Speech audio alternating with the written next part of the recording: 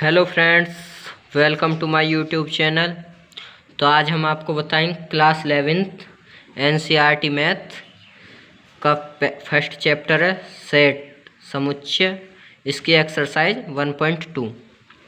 तो इसका first question है, निम्नलिखित में से कौन से रिक्त समुच्चय के उदाहरण हैं। तो फर्स्ट क्वेश्चन इसका 2 से भाज्य विषम प्राकृत संख्याओं का समुच्चय।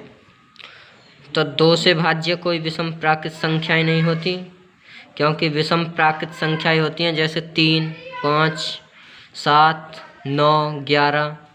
तो लिखेंगे हल सॉल्व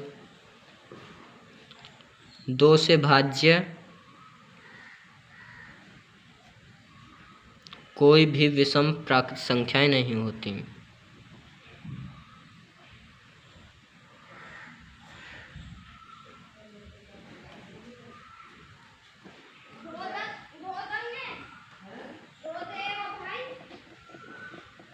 नहीं होती, अतः यह एक रिक्त समुच्चय है।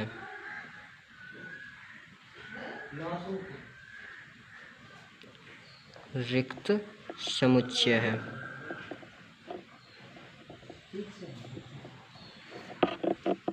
करते हैं सेकंड क्वेश्चन को सॉल्व। सम अभाज्य संख्याओं का समुच्चय।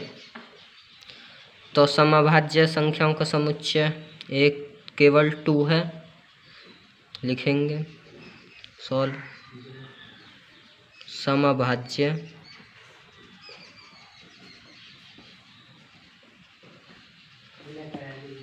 संख्या का समुच्चय।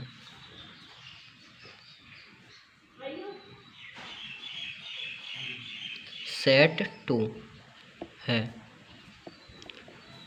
इसमें एक अवयव है, इसलिए यह एक रिक्त समुच्चय नहीं है। लिखेंगे रिक्त समुच्चय नहीं है। चलते हैं थर्ड क्वेश्चन पे। तो थर्ड क्वेश्चन है, x सच दैट x एक प्राकृत संख्या है जहाँ पर x का मान 5 से कम और साथ ही साथ x का मान 7 से बड़ा है। तो आपको पता होगा कि 5 से छोटा और 7 से बड़ा ऐसी कोई संख्या नहीं होती, इसलिए यह क्या है, यह फाई है। तो लिखेंगे यह रिक्त समुच्चय है।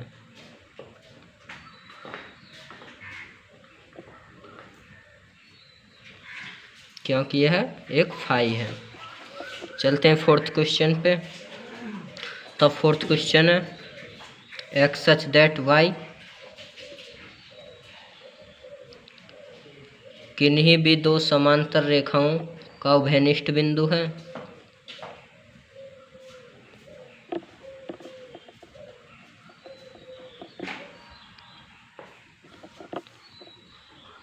उभयनिष्ठ बिंदु है।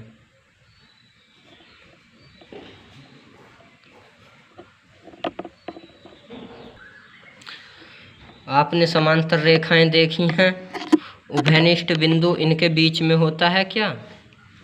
इन दोनों के बीच कोई कॉमन बिंदु होगा? नहीं होगा, क्योंकि कॉमन बिंदु होगा तो वह समांतर रेखाएं नहीं कहलाएंगे। तो यह भी क्या है, यह फाई है, इसलिए यह रिक्त समुच्चय है। अतः यह रिक्त समुच्चय है। करते हैं सेकंड क्वेश्चन को सॉल्व। तो सेकंड क्वेश्चन का फर्स्ट क्वेश्चन है, इनमें बताना है कि निम्नलिखित समुच्चयों में कौन परिमित है और कौन अपरिमित। तो फर्स्ट क्वेश्चन है, वर्ष के महीनों का समुच्चय।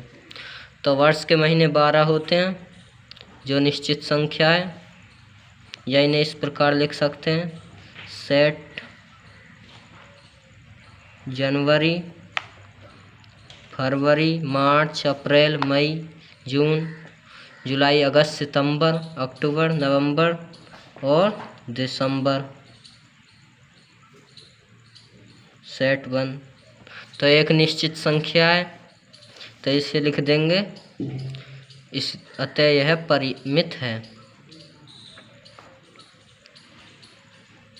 परिमित, क्योंकि यह निश्चित संख्याएं कि 12 महीने होते हैं वर्ष में। चलते हैं सेकंड क्वेश्चन पे। तो सेकंड क्वेश्चन है सेट 1, 2, 3 ... इसी प्रकार आगे अनंत तक बढ़ती चली जाएंगी। तो लिखेंगे इसे सॉल्व। तो ये प्राकृत संख्याएं जिन्हें हम नेचुरल नंबर कहते हैं, तो इनकी कोई सीमा नहीं है क्योंकि यह अनंत तक है। तो ये निश्चित संख्या नहीं है, इसलिए लिख देंगे यह अपरिमित है। अतः यह अपरिमित है। तो थर्ड क्वेश्चन है सेट 1, 2, 3 ... 99, 100। सेट 1, तो ये एक निश्चित संख्या है, तो लिखेंगे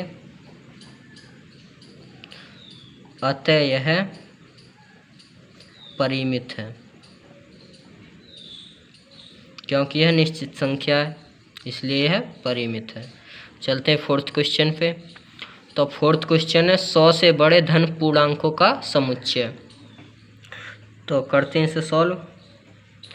100 से बड़ी अनंत संख्याएं हो सकती हैं जिन्हें मतलब कि अनंत हैं, तो अपरिमित होंगी, निश्चित संख्या नहीं है। तो लिखेंगे अतः यह अपरिमित है, अपरिमित समुच्चय है। चलते हैं फिफ्थ क्वेश्चन पे। तो फिफ्थ क्वेश्चन है 99 से छोटे अभाज्य पूर्णांकों का समुच्चय। तो 1 से 100 तक के पूर्णांकों का अभाज्य पूर्णांकों की संख्या 25 होती है। 1 से 100 तक अभाज्य पूर्णांकों की संख्या होती है 25। तो इसलिए 99 है, तो 100 से कम है, मतलब पूर्णांक अभाज्य है, इसलिए लिख देंगे अतः यह परिमित है। चलते हैं थर्ड क्वेश्चन पे। तो थर्ड क्वेश्चन है निम्नलिखित समुच्चयों में से प्रत्येक के लिए बताइए कि कौन परिमित है और कौन अपरिमित। तो इसका फर्स्ट क्वेश्चन है एक्स अक्ष के समांतर रेखाओं का समुच्चय। तो मान लीजिए यह हमारी एक्स अक्ष है और यह वाई अक्ष। तो इसके समांतर हम अनेक रेखाएं खींच सकते हैं, अनंत रेखाएं कितनी भी। तो लिखेंगे यह अपरिमित है। क्या है? अपरिमित, अपरिमित है। चलते हैं सेकंड क्वेश्चन पे। तो सेकंड क्वेश्चन है अंग्रेजी वर्णमाला के अक्षरों का समुच्चय।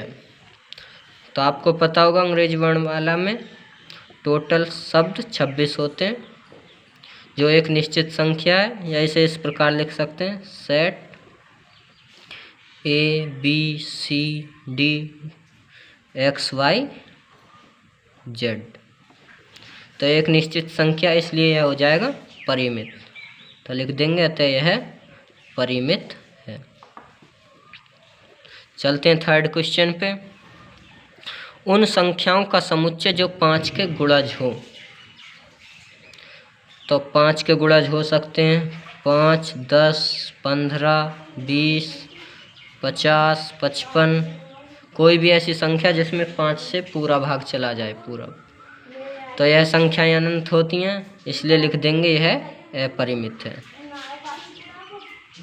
अतः यह अपरिमित है।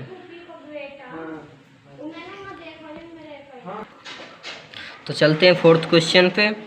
फोर्थ क्वेश्चन है पृथ्वी पर रहने वाले जानवरों का समुच्चय।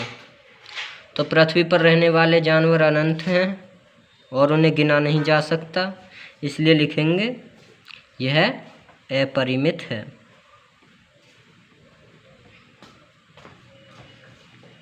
क्योंकि उन्हें गिना नहीं जा सकता। चलते हैं फोर्थ क्वेश्चन पे।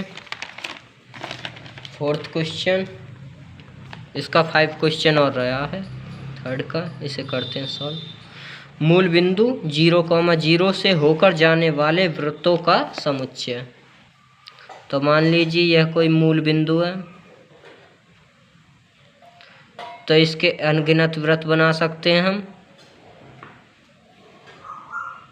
तो अनगिनत है मतलब इन्हें गिना नहीं जा सकता, निश्चित नहीं है, तो यह हो जाएगा अपरिमित है। तो चलते हैं फोर्थ क्वेश्चन पे। निम्नलिखित में बताइए कि a इक्वल टू बी है अथवा नहीं। तो इसका फर्स्ट क्वेश्चन है a equal to set a comma B comma C comma D set बंद, b equal to set d comma C comma B comma a। तो इसके अवयव a इसमें है, इसमें भी a है, b है, b भी है, c भी है और d भी। तो लिखेंगे a इक्वल टू b है, मतलब एक a और b बराबर हैं। चलते हैं सेकंड क्वेश्चन पे। तो सेकंड क्वेश्चन है a इक्वल टू 4, 8, 12, 16 और b इक्वल टू है सेट 8, 4, 16, 18। तो इसमें 18 कहीं पर भी नहीं है, तो लिखेंगे a equal to does not equal to b। चलते हैं थर्ड क्वेश्चन पे। थर्ड क्वेश्चन है a इक्वल टू सेट 2, 4, 6, 8, 10 और b equal to set x such that x समधन पूर्णांक है और x का मान 10 से छोटा है। तो करेंगे इसे सॉल्व। तो लिखेंगे, तो इसमें दिया है b equal to set x such that x समधन पूर्णांक है। तो समधन पूर्णांक मतलब b इक्वल टू 2, 4, 6, 8 मतलब सम संख्याएं हैं और x से कम है तो इसलिए 10 तक लिया है। तो ये हो जाएगा, इसमें भी इसके अवयव भी समान हैं 2, 4, 6, 8, 10 और इसके भी अवयव समान हैं। तो ये हो जाएगा a इक्वल टू b। इसका फोर्थ क्वेश्चन है a equal to set x such that x संख्या 10 का गुणज है और b दिया है b इक्वल टू सेट 10, 15, 20, 25, 30 इसी प्रकार आगे बढ़ती चली गई है संख्या अनंत तक। तो आपको पता होगा कि 10 का गुणज होते हैं जैसे 10, 20, 30, 40, 50 और इसमें दिया हुआ है 15, 25, तो इसलिए यह 10 के गुणज नहीं है। लिखेंगे अतः a does not equal to b। तो चलते हैं फोर्थ क्वेश्चन पे, फिफ्थ क्वेश्चन पे। तो फिफ्थ क्वेश्चन है क्या निम्नलिखित समुच्चय युग्म समान हैं, कारण सहित बताइए।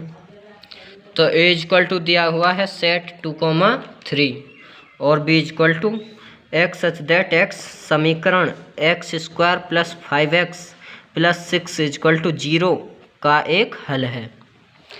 तो इस समीकरण को करेंगे solve. x² + 5x + 6 equal to 0। तो x² + 5x 6 और तो इसे लिख सकते हैं 2x + 3 क्योंकि 2, 3 जा 6 और 2 और 3 5। 3x + 6 equal to 0। तो x² x कॉमन लेंगे तो हो जाएगा x + 2 + 3 कॉमन लेंगे तो आ जाएगा x + 2 इक्वल टू 0। तो एक आ जाएगा x + 3 और x + 2। तो x का मान निकासेंगे तो x आ जाएगा x इक्वल टू -3 और x इक्वल टू -2। तो b का मान हमें क्या प्राप्त हुआ, b का मान प्राप्त हुआ सेट -2, -3 जो कि a इक्वल टू है सेट 2, 3 और b का मान है -2, -3। तो a does not equal to b। तो इसका सेकंड क्वेश्चन है a equal to set x such that x शब्द फॉलो का एक अक्षर है और b इक्वल टू दिया है set y such that y शब्द वॉल्फ का एक अक्षर है। तो इसे लिखेंगे a इक्वल टू सेट, इसका समुच्चय कर लेंगे तो लिखेंगे F, O, L और W सेट, और इसे लिखेंगे B equal to set W O L F। तो इसके अवयव और इसके अवयव समान हैं, तो लिखेंगे इसे A इक्वल टू B, अवयव समान है क्योंकि। तो ये हो जाएगा आंसर। चलते हैं 6 क्वेश्चन पे। तो 6 क्वेश्चन है, क्या निम्नलिखित समुच्चयों में से समान समुच्चयों का चयन करो। तो इसका A इक्वल टू दिया है सेट 2, 4, 8, 12 और B equal to set 1, 2, 3, 4 set इसी प्रकार दिए हुए हैं। तो इनमें देखना है हमें कि समान कौन से हैं। तो इसमें देखते हैं B में दिए हुए हैं हमें 1, 2, 3, 4 और D में दिए हुए हैं हमें 1, 2, 3, 4। तो लिखेंगे B इक्वल टू D। और अब देखेंगे E में दिए हुए हैं हमें सेट -1, 1 और G में दिए हुए हैं सेट 1, -1, मतलब इनके अवयव भी समान हैं। तो लिखेंगे E इक्वल टू G। और कोई से अब समुच्चय में अवयव समान नहीं है, यहाँ पर देख सकते हैं। तो लिखेंगे ये दो युग्म आपस में बराबर होंगे।